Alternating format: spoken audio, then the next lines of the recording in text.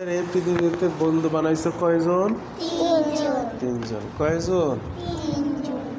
এই পৃথিবীতে কয়জন বন্ধু থাকবে? তিনজন। কয়জন? তিনজন।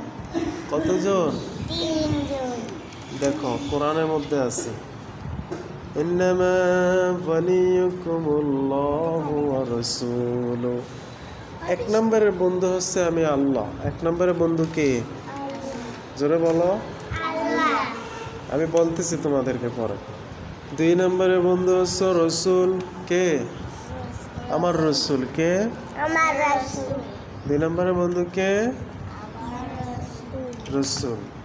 তিন নম্বরের বন্ধু যারা ইমানদার, তারা যারা ইমানদার। এখন ইমানদার তো আমরা সবাই দাবি করি, কি কও ঠিক না? ইমানদার কি শুধু দাবি করলে হবে নাকি কাজ করতে হবে? কাজ। আল্লাহ বলছেন আল্লাযীনা